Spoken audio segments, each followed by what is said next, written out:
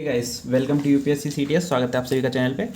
आज की वीडियो हम बात करने वाले हैं सीडीएस 1 2023 में आए हुए हाइट एंड डिस्टेंस के दो क्वेश्चंस 54 एंड क्वेश्चन नंबर 55। ठीक है, दोनों क्वेश्चंस करेंगे, अच्छे से समझेंगे। बाकी टिक्नोमेट्री के, अलजेब्रा के, जियोमेट्री नहीं एक्चुअली मेंसुरेशन के और बाकी सारे क्वेश्चन जो है हम कर चुके हैं। लिंक डिस्क्रिप्शन में आप वहाँ से देख सकते हैं। ठीक है, दोनों क्वेश्चन करते हैं। आपको वीडियो पसंद आए तो वीडियो को लाइक कर देना।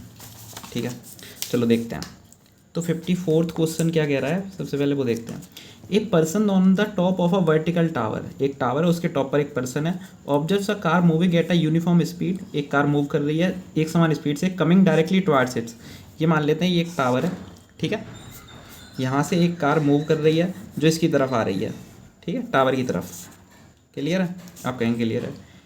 If it takes 6 minute for the angle of depression to change from 30 degree to 45, कितना 6 मिनट लेता है 30 डिग्री के एंगल को 45 डिग्री एंगल बनने में। एंगल ऑफ डिप्रेशन यानी कि अवनमन कोण। ठीक है, तो ये देखो तमीज़ से डिप्रेशन कर लो या फिर उन्नयन कर लो, है ना, अवनमन या उन्नयन। मैं हिंदी वाला हूँ तो फिर उसने क्या करा, ये 30 डिग्री का एंगल था कुल मिला के। ये वाला पहला एंगल ये था। ठीक है, ये 30, तो ये 30 है तो ये वाला भी 30 हो जाएगा। तो आप कहेंगे बिल्कुल ठीक। ये एंगल बाद में हो गया आपका 45। ये कितना पूरा 45, तो ये वाला कितना हो जाएगा 45। तो ये इसका कहना ये है कि ये एंगल 45 होने में 6 मिनट लगते हैं। मैं पॉइंट दे देता हूँ PQRS। ये दूरी कितने देर में, 6 मिनट में। ठीक है, मिनट मीटर नहीं है, ये 6 मिनट में तय होती है। इतनी दूरी छोटी सी 6 मिनट में तय होती है। And further T times to reach the tower, और उसके बाद में टाइम कितना लगता है, T टाइम लगता है। Which one of the following is correct. तो यहाँ पे कुल मिला के टी की वैल्यू पूछिए किस रेंज में है, टाइम पूछा गया है आपसे। क्लियर है? आप कहेंगे बिल्कुल क्लियर है, ये तो कुछ है ही नहीं क्वेश्चन, बहुत ही क्वेश्चन है। ठीक है, अब नेक्स्ट देखिए क्या करेंगे। इस वाले ट्राइंगल में SQR में हम 1045 लगाएंगे तो हमें पता चल जाएगा कि ये वैल्यू H और ये वैल्यू सेम है, क्योंकि 1045 की वैल्यू होती है लंब अपॉन आधार। लंब अपॉन आधार लगाओगे तो 1045 होता है 1, और लंब अपॉन आधार H अपॉन ये वैल्यू QR। इसको मैंने H माना है तो QR की वैल्यू भी H आ जाएगी। ठीक है, तो ऐसे करके समझ में आया? आप कहेंगे बिल्कुल समझ में आया। अब देखिए, जब आप 1030 डिग्री लगाओगे, वो सॉरी 1030 डिग्री लगाओगे ना, 1030, तब हो जाएगा ये H अपॉन ये वाली value PQ plus H 30 degree पूरा आ गया ना। तो 1030 की वैल्यू होती है 1/√3 बराबर ये आ जाएगा आपका H upon PQ plus H। और जब ये मल्टीप्लाई कर दोगे तो PQ प्लस H बराबर √3H। और यहाँ से PQ की वैल्यू जो आ जाएगी वो आ जाएगी, H इधर कॉमन ले लेंगे तो √3 - 1 × H। ठीक है भाई, सॉरी गाइस, मोहल्ले में बहुत टाइम बाद लड़ाई हुई तो वो देखने गया था मज़ा आता है। ठीक है, तो PQ की वैल्यू क्या आ गई, √3 - 1 × H। ठीक है, ये वैल्यू आ गई आपकी √3 - 1 × H।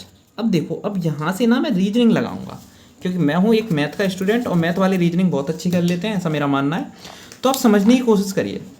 आपको यहाँ से पता चल रहा है √3 - 1 दूरी तय करने में टाइम लग रहा है 6 मिनट। ठीक है, और यहाँ से आपको वैल्यू कितने की निकालनी है, 1 की। ये √3 - 1H है और ये 1H है, तो कुल मिला के आपको 1 की वैल्यू निकालनी है। ठीक है, ठीक है, तो कितना इम्पल्स ईजी है। 1 की वैल्यू आ जाएगी √3 - 1 का भाग लगा दो इसमें 6 में, तो 6 अपॉन √3 - 1 जो है ये आंसर हो जाएगा। लेकिन अब आपको इसकी एग्जैक्ट वैल्यू निकालनी है। आप एग्जैक्ट वैल्यू निकालेंगे वही आंसर हो जाएगा। एग्जैक्ट वैल्यू कैसे निकालेंगे, √3 - 1 का आप ऊपर नीचे क्या कर दीजिए, भाग कर दीजिए। ठीक है, ऊपर नीचे भाग करोगे तो √3 + 1 से √3 + 1 और ये √3 + 1। ठीक है, तो ये हो जाएगा आपका, नीचे तो 2 हो जाएगा √3 का स्क्वायर, और ऊपर हो जाएगा 6 √3 + 1। ठीक है, और 2 से ये कट जाएगा 3 बार। ठीक है, और √3 की वैल्यू होती है 1.732, और 1.73 में 1 जोड़ोगे तो 2.732, और 3 × 2.732। और जब मल्टीप्लाई करोगे तो 2 × 6, 3 × 9, 7 × 21 पॉइंट, और 3 दूनी 6 और 2 8, तो 8.196 मैंने एग्जैक्ट वैल्यू निकाल के दिखा दी आपको। और जब आप ऑप्शन में देखेंगे 8.196 किसकी रेंज में आएगा, 8 और 8.3 के बीच में, तो B जो है राइट आंसर हो जाएगा। क्लियर है? आप कहेंगे बिल्कुल क्लियर है, समझ में आ गया। मैं यहाँ से एक बार और समझाना चाहूँगा आपको कि 1030 की वैल्यू निकाली मैंने, वो √3 - 1 आ गई H। ठीक है, PQ की वैल्यू।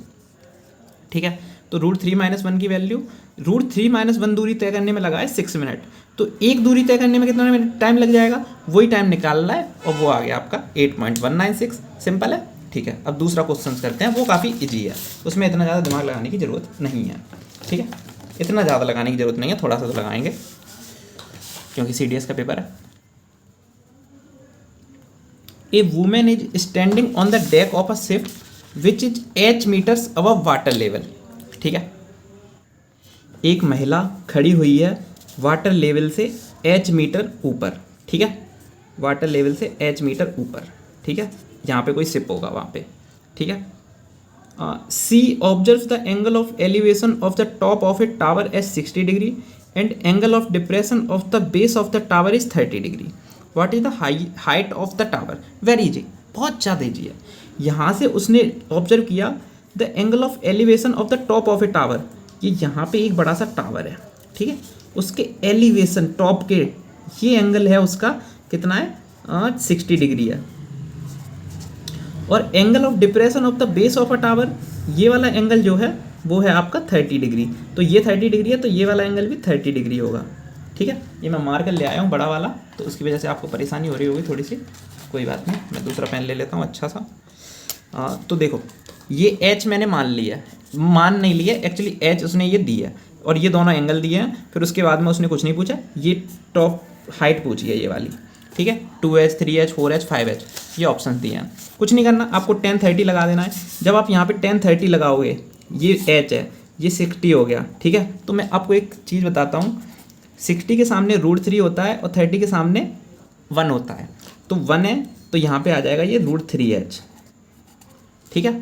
आप 10 30 लगा के निकाल के देख लीजिएगा, h अपॉन ये लगाओगे तो √3h आ जाएगी। ये वैल्यू √3h है तो ये कितनी हो जाएगी, आप कहोगे ये भी √3h है। अभी मैंने क्या बोला, 60 के सामने √3h हो जाती है, अगर ये 1 है तो √3 से मल्टीप्लाई होगा, जब इसमें √3 से मल्टीप्लाई होगा तो ये आपका हो जाएगा 3h। क्लियर है, समझ में आया? क्या नहीं आया तो मैं आपको दोबारा, आप ऐसे कर लीजिए, 10 60 बराबर ये वाली हाइट, ये हाइट कितनी है मान लो, इसे मैं PQ मान लेता हूँ, ठीक है, PQ अपॉन बेस, बेस कितना है √3h है ना, क्योंकि यहाँ से निकल के आ चुका है।